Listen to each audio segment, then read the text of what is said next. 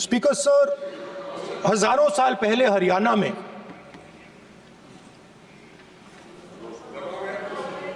कुरुक्षेत्र में एक युवा को, अभिमन्यु को 6 लोगों ने चक्रव्यूह में मारा था। 6 चक्रव्यूह में फंसाकर मारा था।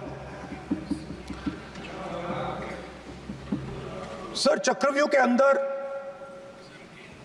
डर होता है, हिंसा होती है,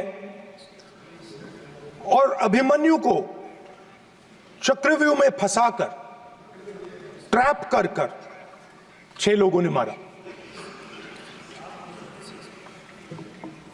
मैंने चक्रव्यूह के बारे में थोड़ी रिसर्च की और पता लगा कि चक्रव्यूह का एक दूसरा नाम होता है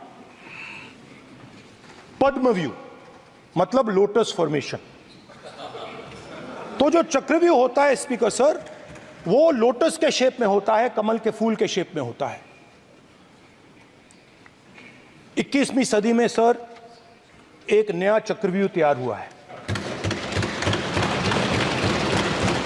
स्पीकर सर, वो भी लोटस की शेप में है सर, और उसका चिन्ह प्रधानमंत्री जी अपनी छाती पर लगा के चलते हैं। सर, जो अभिमन्यु के साथ किया गया था, जो अभिमन्यु को चक्रव्यूह में फंसाया गया था, वही हिंदुस्तान के साथ किया गया है। हिंदुस्तान के युवाओं के साथ, हिंदुस्तान के किसानों के साथ, हमारी माताओं बहनों के साथ, स्मॉल बिजनेसेस के साथ, मीडियम साइज बिजनेस के साथ। सर, अभिमन्यु को 6 लोगों ने मारा था। उनके नाम द्रोणाचार्य, कर्ण, कृपाचार्य, कृतवर्मा, अश्वत्थामा और शकुनी। सर, आज भी चक्रव्यूह के बीच में 6 लोग हैं। सर, चक्रव्यूह के बिल्कुल सेंटर में, चक्रव्यूह में हजारों लोग होते हैं सर, मगर उसके बिल्कुल सेंटर में 6 लोग कंट्रोल करते हैं। तो जैसे उस टाइम 6 लोग कंट्रोल करते थे, वैसे आज भी 6 लोग कंट्रोल कर रहे हैं। चक्रव्यूह को नरेंद्र मोदी जी, अमित शाह जी, मोहन भगवत जी, अजीत दोवल जी, अंबानी और अदानी जी कंट्रोल कर रहे हैं। प्लीज, एक मिनट, प्लीज। नहीं सर, बोलने दीजिए। हाँ, आप बैठिए। माननीय सदस्य, आप संवैधानिक पद पर हैं।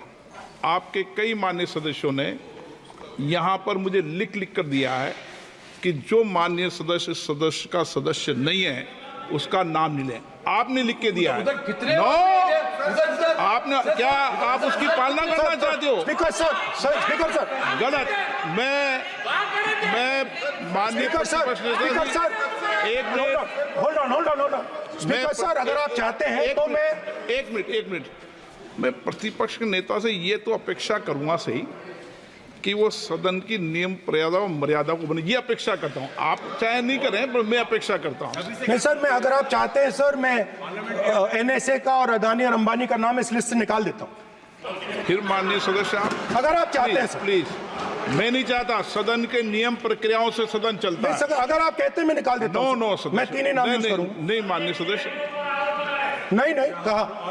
और आप video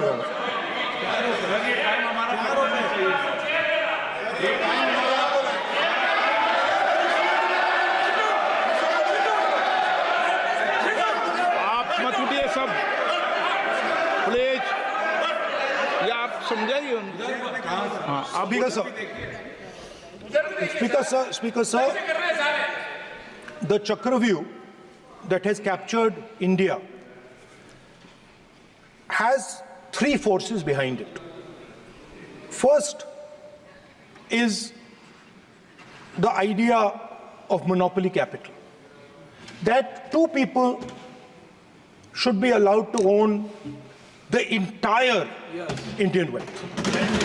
So one element of the Chakravyu is coming from the concentration of financial power. The second element, sir, मैं budget को explain कर रहा हूँ sir. मैं आ रहा हूँ, वहीं आ रहा हूँ sir. So one element is financial power.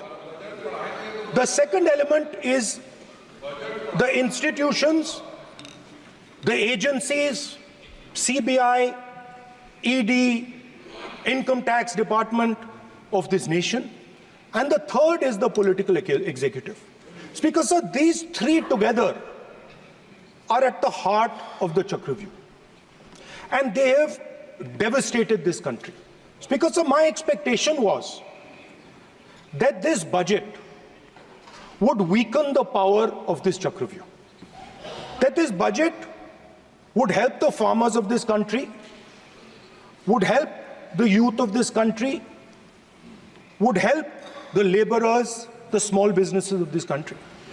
But what I have seen is that this budget, the sole aim of this budget, iski jo niyat hai, it is to strengthen this framework, the framework of big business, monopoly business, the framework of a political monopoly that destroys the democratic structure, and finally the framework of what one can call the deep state or the agencies.